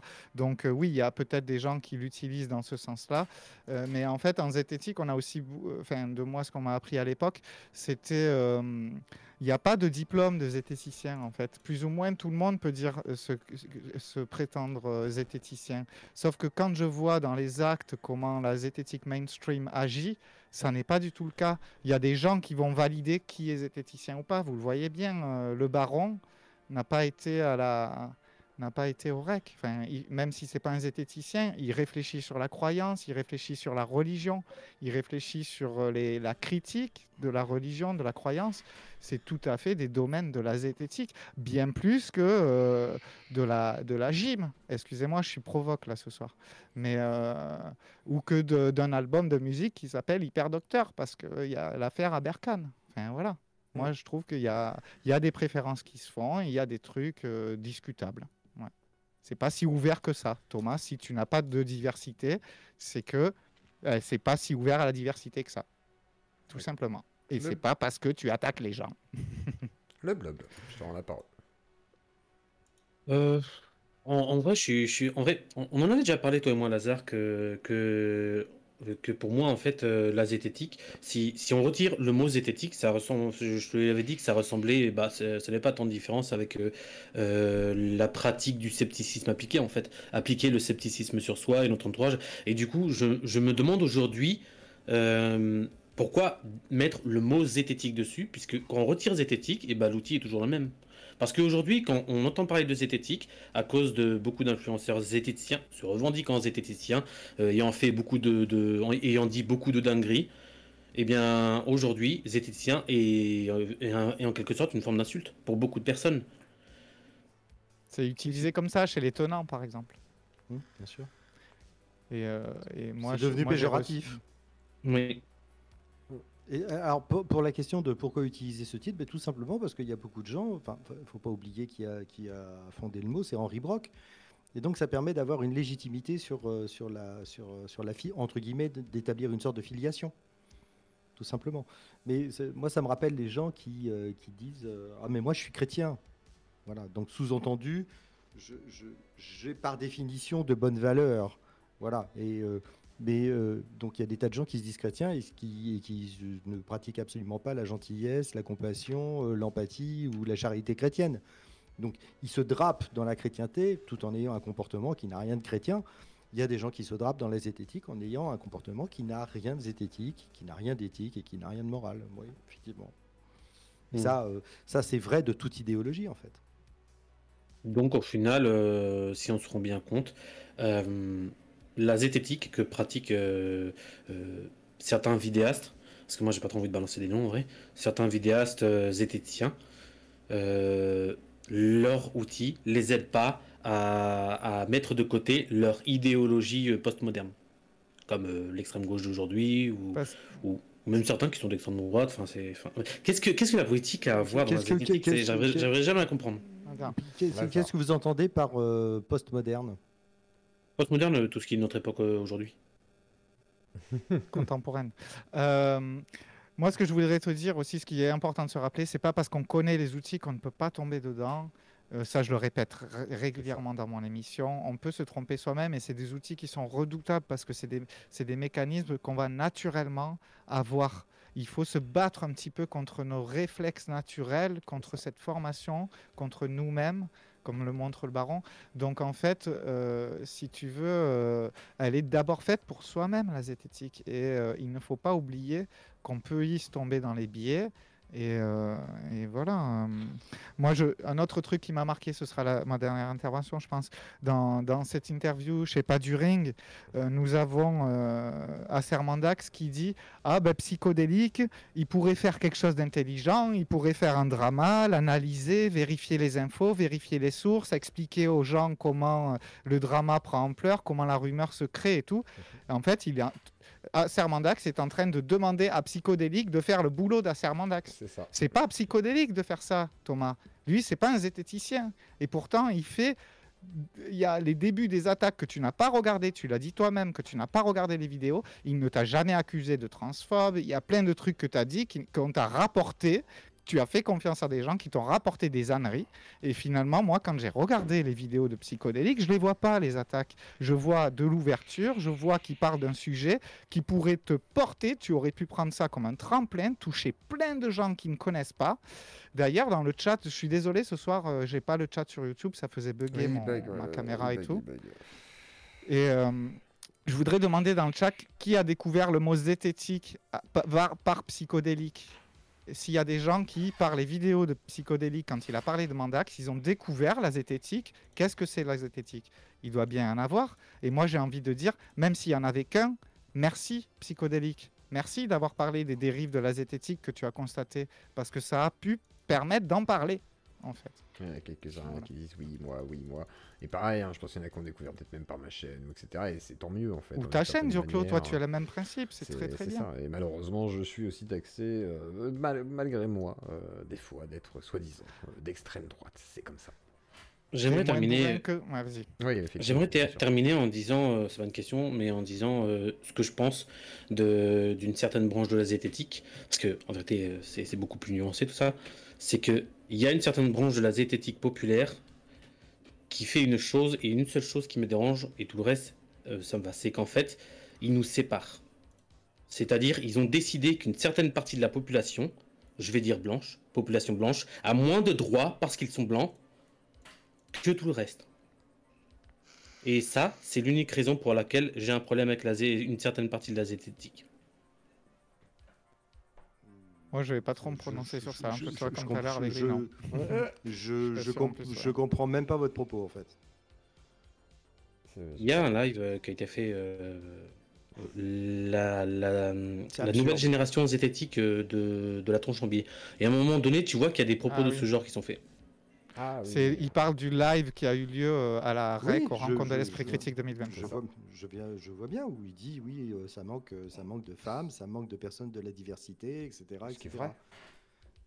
Ouais, mais je veux dire, on peut pas forcer les gens à s'intéresser à certaines choses. Moi, je veux bien. Absolument rien compris à ce que j'ai dit, mais c'est pas grave. D'accord, personne n'a rien compris. C'était pas facile de comprendre. C'était pas clair. Je vous invite à reformuler alors. Voilà. Oui, c'est ce que je vais faire, c'est ma faute. En général, quand c'est ma faute. Là, pour le coup, là, je crois que l'idée. Oui, c'est ça. L'idée, c'est que parfois, je vois des personnes se revendiquant de la zététique me dire à moi que je n'ai pas le droit de m'exprimer parce que je suis un homme blanc. Ah oui, d'accord, oui. Et ça me dérange. Et c'est l'unique raison qui me dérange la zététique. Désolé, je m'étais mal exprimé tout à l'heure. Oui. Et tu peux me faire... ces gens-là, moi je vous vois tout le monde par principe. Je tutoie les gens qui rentrent dans ma sphère intime et ce n'est pas intime. D'accord. Alors, de mon point de vue, la seule réponse à apporter à ces gens-là, c'est celle-ci. Et puis encore une fois, si la question que tu te poses avec la zététique et savoir est-ce que tu l'aimes ou pas sur ce point-là, c'est que le message de base de ce live, il est perdu totalement. Tu n'as rien compris à ce que tu as regardé. Tu n'as même pas compris en quoi c'était zététique ce que tu as regardé, tu vois. Donc il y a effectivement un problème. Il y a vraiment un problème. Un problème avec la zététique. Et moi je pense que ce qui est problématique avec la zététique, c'est qu'il n'y a plus le message, il n'y a plus la méthodologie. Enfin, la méthodologie est là, mais elle est sous couvert de discours, etc. Et qu'elle n'est plus appliquée, en fait. Et je pense que ce qui plaisait aux gens, c'était l'application de la méthodologie. Elle est détournée de sa fonction première. Non, elle n'est plus appliquée. Pour moi, elle n'est pas appliquée. À partir du moment où tu fais que du discours, il n'y a plus de... Bravo à G. Milgram de continuer d'appliquer. Oui, c'est ça, voilà, G. Milgram, etc., qui reviennent sur ça. Bravo à lui. Et là, c'est de la vraie pratique. Et Clément Fraise aussi. Et Clément, effectivement, Clément qui fait le taf. Vous savez, à une époque, la zététique était très proche des prestidigitateurs. Normal, parce que les prestidigitateurs, c'est l'art de vous tromper. On va vous dire, je vais vous tromper, on va vous mentir consciemment, et vous allez consciemment vous être Accepter trompé. d'être trompé, ouais. Maintenant, quel est le lien avec la prestidigitation et la zététique? Moi, je vois que des sujets qui me dépassent, comme le sport, des trucs... Quel rapport? C'est vrai que le côté sport, j'ai pas trop compris, moi, la transition, mais pourquoi pas, après, ça leur fait plaisir. Voilà, Guy, ici, t'es content, mais c'est vrai que c'est... Voilà, on n'est plus dans la zététique, et le grand clash avec Delavier, moi, je trouve encore injuste, hein, malgré tout, parce que Delavier, il est ce qu'il est. Ah, je suis désolé, Delavier est ce qu'il est, mais... Voilà. Ouais. Le sport, on peut comprendre, parce qu'il y a des ponts entre le sport, le bien-être et les dérives sectaires, tu sais très bien. Oui, Lazare. et le coaching sportif, bien sûr. D'accord. Oui. Donc, du coaching sportif... Du coaching sportif, on passe au coaching professionnel, puis au coaching de bien-être, puis tu vas faire des séances de hatha yoga et en 3 mois, tu te retrouves maître Reiki ou le dos bardé de petites aiguilles pour rééquilibrer ta Kundalini. Donc, on sait très bien qu'il y a des ponts entre tous ces trucs-là. Et effectivement, du strict point de vue de la santé et des pseudomédecines, donner de mauvais conseils sportifs qui peuvent amener à des blessures, et je suis un petit peu sensibilisé à la chose, vu que ma mère était kinésithérapeute, donc au fur et à mesure que je la voyais pratiquer, j'ai appris 2-3 trucs.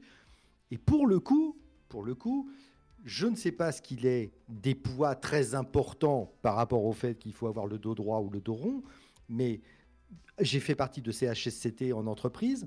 Je veux dire, il y avait un truc qu'on essayait d'apprendre à tout le monde, c'est quand tu portes quelque chose, tu plies les genoux, tu bascules le bassin et tu gardes le dos droit. Sinon, tu vas te flinguer le dos. Donc, je ne suis pas rentré dans la discussion entre dos rond et dos droit. Moi, je sais simplement que quand je dois porter un truc lourd, je garde le dos droit, je me sers de mes genoux, même s'ils sont un peu abîmés, de mes cuisses et de mes fessiers, et surtout de ne pas tirer sur le dos. Voilà, c'est tout.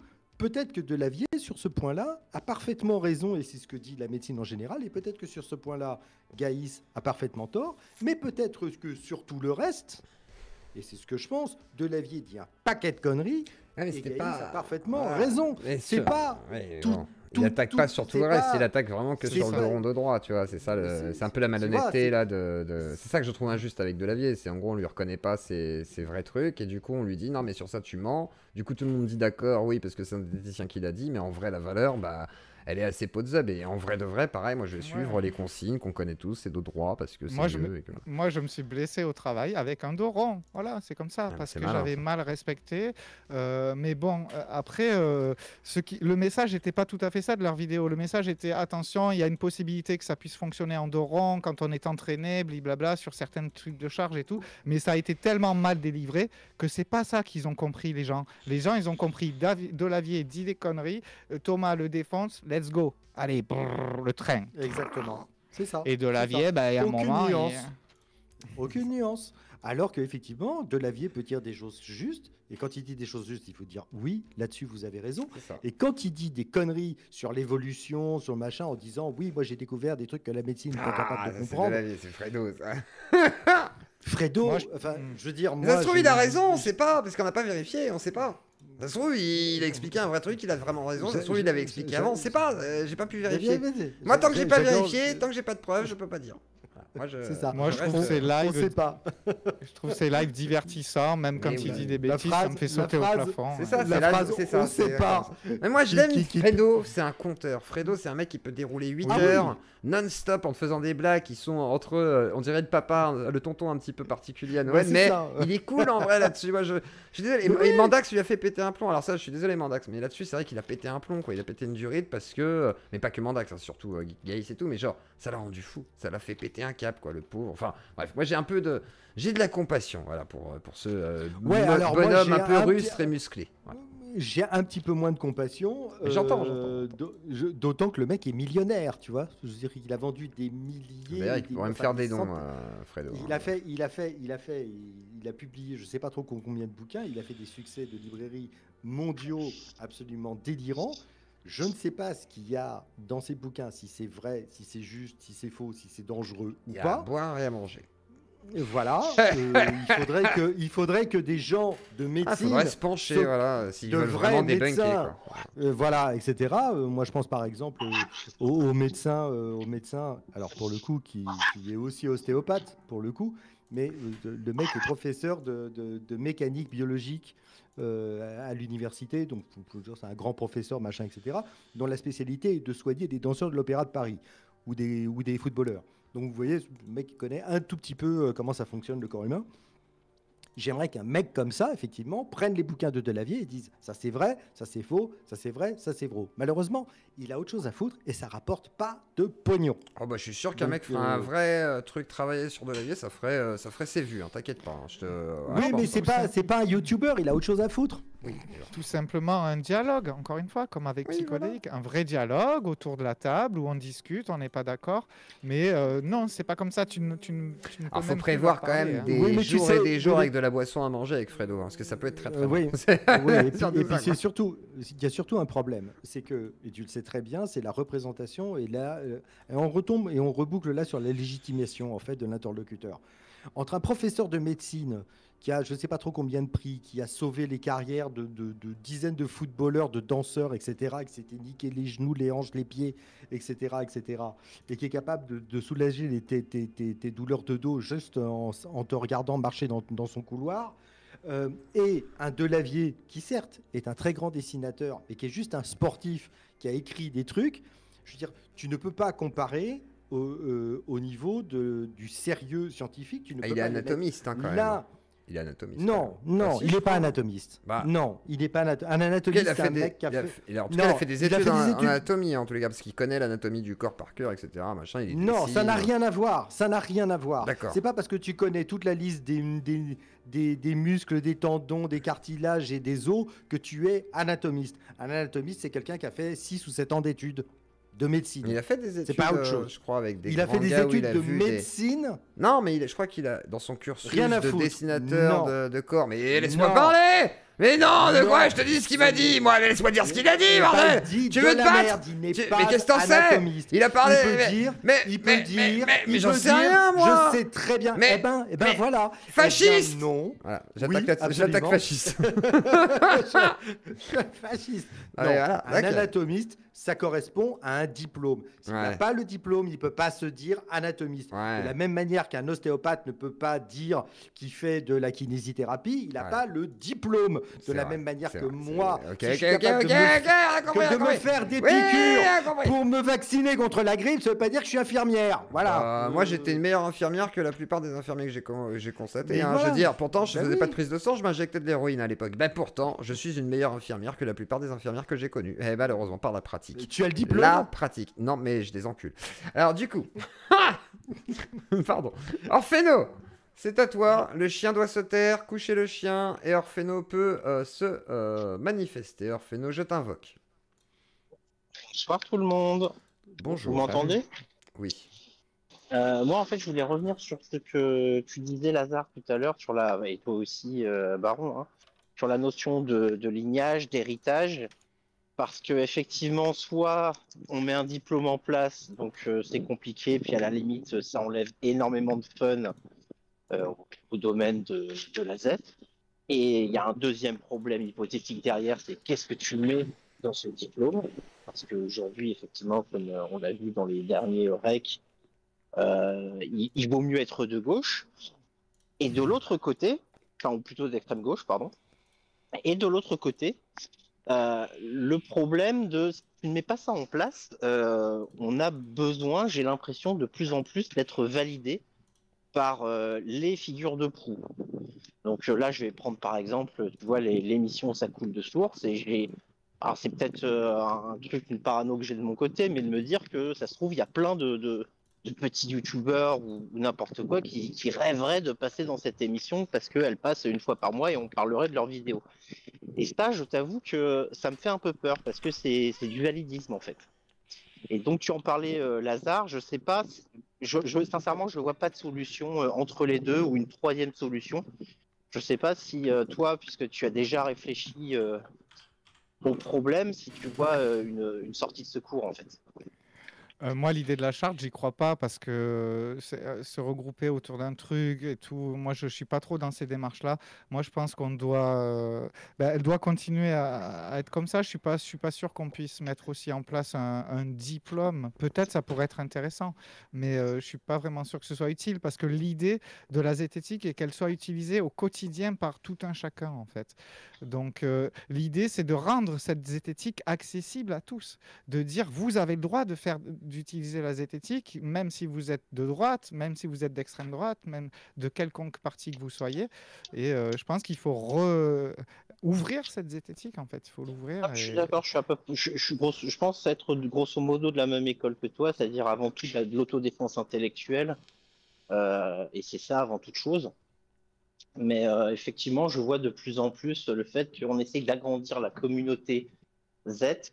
Et le truc, c'est que à l'origine de tout, c'était pas censé être une communauté, il devait pas y avoir de communautarisme, justement. Et oui, c'est regrettable. Moi, il y a des gens, mais je sais pas si vous, quand vous vous dites quelle est la sphère zététique, on parle tout le temps de la sphère zététique, mais c'est qui et moi, il y a des gens, je me dis, waouh, déjà, ils sortent d'où et puis ils disent quoi? Parce qu'ils disent des propos qui je trouve totalement engagés, totalement. Mais bon, voilà, moi, quand je vois Doomit qui nous fait une vidéo politique et zététique, j'avais regardé sur le racisme anti-blanc. Moi, j'ai pas été convaincu. J'ai trouvé qu'il disait n'importe quoi. Avec la deuxième vidéo, maintenant, on sait même plus si on a le droit de dire son nom ou quoi, tellement il y a une susceptibilité. Donc, je vais pas le dire, mais c'était une double vidéo. Honnêtement, ouf, il est où l'esprit critique? Et la zététique, elle est où, là? Alors, je crois que Doomit ne se réclame pas de la Z, il avait fait ça exprès pour se foutre un peu de la gueule du milieu, faire parler de lui. Je sais pas, des gens comme moi qui le connaissent pas. Ça fait longtemps que j'arrive sur sa chaîne, je vois Doomit, zététique et politique. Il parle tout le temps de zététique, il troll la zététique, mais en même temps, je pense qu'il aimerait avoir un dialogue avec eux. Par contre, connaissant Mandax, c'est pas comme ça que ça va marcher. En plus, il continue à faire des vidéos sur lui, donc Mandax, il va être en mode non, en fait. C'est le problème. Mandax, je pense qu'il faut lui parler en privé, quoi. Si Doomit ne se plie pas à ce que Mandax attend, quelque part, tu l'as un petit peu dit, je te tire les verres du nez. Non, mais tu peux pas faire une injonction au débat public, tu vois. C'est-à-dire, moi, je comprends qu'il y a des gens qui veulent pas débattre publiquement. Moi, Mandax, par exemple, j'ai discuté avec lui en privé plusieurs fois, même dans les dramas qui le concernaient avec Psycho et tout. Mais par contre, j'entends que oui, ok, publiquement, il a pas envie. Bon, bah, ok, tant pis, c'est comme ça. Moi, je le déplore, tu vois, mais je peux pas l'obliger, en fait. Je l'entends. Je peux pas le forcer là-dessus. Quelque part, moi, c'est sa posture de départ qui dit l'ASTEC, c'est l'association pour la transmission, l'association, je ne sais plus quoi, pour la transmission. Mais dans ce cas, zappe le mot transmission alors, oui, si tu veux pas faire ça. Si tu veux pas t'exposer à des gens, si tu veux pas en parler, avoir des gens t'ouvrent la porte, ils font 5 fois plus de vues que toi. La Tronchambier, c'est 450 000 vues, Psychodélique, c'est 2 500 000. Le calcul est vite fait. Enfin, si tu as vraiment envie d'essayer de toucher d'autres personnes, quoi, d'ouvrir ton... Ça, je suis d'accord. C'est très élitiste. Vas-y. À défaut de shooter sur... Enfin, non, c'est pas à défaut, c'est pour pas shooter sur l'ambulance, faut quand même reconnaître quelque chose à Mandax, c'est que lorsqu'il parle de religion, tu vois, avec des personnes, comme on a pu voir dans ce débat sur Scholasticus, waouh, bougre, il est bon, en fait. Il est bien meilleur, selon moi, qu'un Jack le Fou. Parce qu'il amène pas forcément vers la dissonance. Oui, il y a du pathos, oui, il y a plein de choses, mais il va pas forcément aller pour se braquer avec quelqu'un. Ouais. Je suis d'accord là-dessus. C'est mon point de vue, mais voilà. Je suis d'accord, ça peut être plus pertinent à certains moments. Et ce que je disais tout à l'heure, c'est essayer de peut-être rentrer dans un vrai dialogue plutôt que de rentrer dans un conflit obligatoirement, même si c'est pas la même méthode, effectivement, et que je pense que les deux fonctionnent en fait. C'est ça le pire. Mais par contre, Mandax devrait mettre plus en valeur ce genre de démarche, quitte à le promotionner, le marketer pour que justement il y ait plus de croyants qui aillent le voir, etc. Ce serait peut-être plus pertinent parce que justement les croyants vont écouter aussi le croyant qui est sur place, donc effectivement il parlera à plus de monde, donc tant mieux justement si ça évolue dans le bon sens. Et je pense que la crise de la zététique qu'on a traversée, façon de parler, pour tout le monde, et pas que Mandax, je parle vraiment en général, Ça a peut-être remis en question aussi quelles sont les attentes, qu'est-ce qu'ils ont envie de produire, est-ce qu'ils sont encore capables de le faire comme ça, est-ce que ça doit changer. Et je pense que tout ça, c'est une remise en question, un petit peu comme la transition de ma chaîne ou autre. C'est des choses qui prennent du temps et que tu peux pas faire comme ça d'un coup radicalement, parce que si tu le fais, tu perds une grande partie du public en général, du coup, parce que les gens vont pas comprendre ta démarche. Donc c'est toujours difficile, et je pense que même un Mandax marche sur des œufs, et je comprends les reproches que fait Lazare, mais à l'inverse, je comprends aussi la réaction d'un Mandax qui, c'est vrai que quand t'as un Psycho sur les côtes, façon de parler, et qu'il a l'influence qu'il a, je dis pas que c'est forcément de sa faute, tu vois, Psycho, bon, voilà, il faisait ses vidéos, mais Mandax l'a pas supporté, quoi. Et il y a des gens qui, effectivement, ne sont pas capables d'avoir les épaules de supporter ce genre de choses, donc c'est compliqué. Et du coup, moi, je condamnerais personne, je considère juste que c'est triste que ça ait périclité un petit peu, mais peut-être que c'est aussi le parcours normal aussi de chaînes YouTube qui ont explosé, et à un moment donné, il y a un buzz, il y a une hype, et il y a une attente. Et puis après, les gens sont aussi dans leur confort et tout, vont peut-être vers d'autres choses. Et après, ça disparaît un petit peu le truc originel. Et moi, je l'ai vécu aussi sur ma chaîne. Et derrière, il y a aussi un retour peut-être aux sources avec certains. Et puis d'autres qui vont faire d'autres choses. Et Milgram qui revient aussi sur des fondamentaux, etc. Parce qu'il y en aura toujours qui viendront, à mon avis, essayer de faire ce travail parce qu'ils en ont nécessité, parce que eux, ça les intéresse et qu'ils ont le temps de le faire à ce moment-là. Donc, compliqué de condamner autant Mandax que les autres, mais voilà quoi. Encore une fois, on revient sur ce besoin de la multiplicité des types de discours. On en parlait au tout début de l'émission. C'est extrêmement important. Il en faut pour tous les goûts, pour tout le monde. Et si vous êtes en train de mettre en place un truc pyramidal, je pense... dernier petit truc, encore une fois, Thomas, j'espère que tu comprends que ce n'est pas la personne que j'attaque, mais c'est ce que tu me donnes à voir publiquement de toi. La petite boutique des erreurs, son livre, qui est peut-être très bien, je ne sais pas, je ne l'ai pas lu.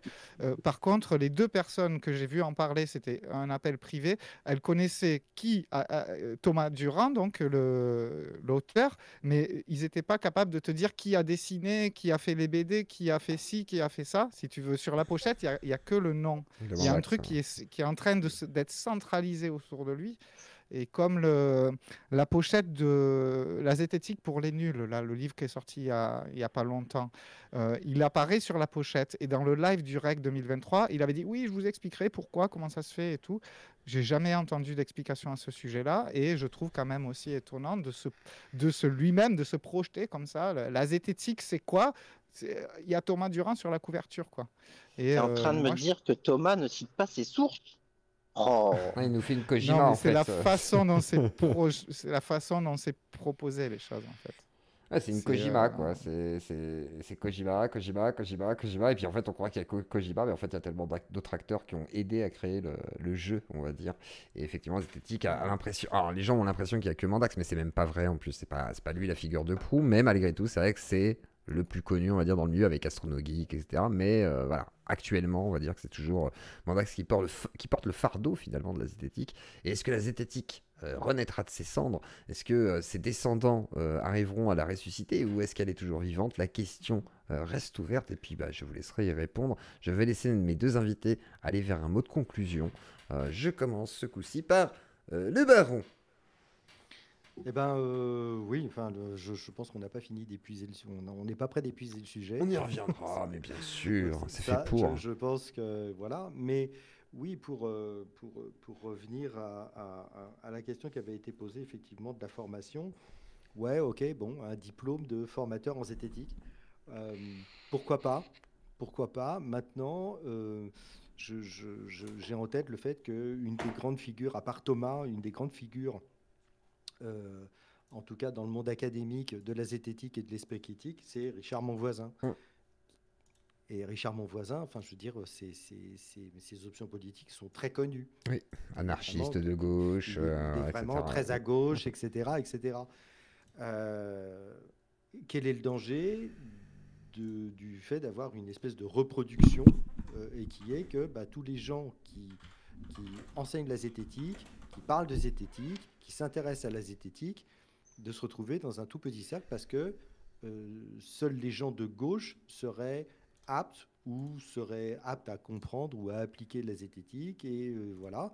Et il y a une espèce de raisonnement, enfin je ne sais pas si c'est le cas, mais en tout cas le seul raisonnement, c'est, enfin, la petite musique, moi, que j'entends derrière, c'est si vous êtes rationnel et que vous appliquez de la zététique, alors par définition vous ne pouvez pas être de droite. Comme si la rationalité était à gauche, quoi. Ok. Lazare. Bien, moi, ce que je voulais dire, c'était surtout expliquer pourquoi il y a certains intervenants que je n'inviterai pas dans ma chaîne et pourquoi il y a des événements auxquels je n'irai pas parce que je ne m'y sens pas à ma place.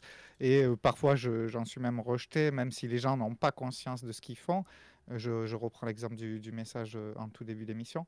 Mais bon, je voudrais vous dire que la zététique, ça permet quand même, la méthodologie de la zététique, ça permet de se poser plein de bonnes questions, d'apprendre à comment se poser des questions, identifier des biais, des tromperies, du mensonge.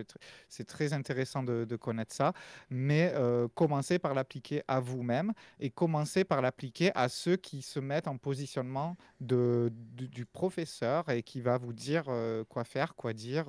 Appliquez-la d'abord à ces gens-là et puis pour vérifier si leur méthode fonctionne et leur méthode vous permettent d'être sûr qu'on ne vous trompe pas ou qu'on ne vous manipule pas non plus. Très bien. Et merci beaucoup, Zioclo. Énorme merci merci à toi. Merci à vous de votre présence. Du coup, on se retrouve demain. Je sais pas si on se regardera le micro-trottoir, on n'a pas atteint la cagnotte, mais peut-être qu'on regardera un petit extrait quand même demain, parce que voilà, j'ai envie de vous faire saliver devant quand même, parce qu'il y a des trucs sympas. mais c'est vrai que j'ai pas caché les visages. Mais c'est pour ça qu'il faut qu'on fasse sur Kik à la limite. Mais bon, bref, on verra si on remplit la cagnotte demain. On se retrouve à 18h45. Je remercie mes invités d'être venus.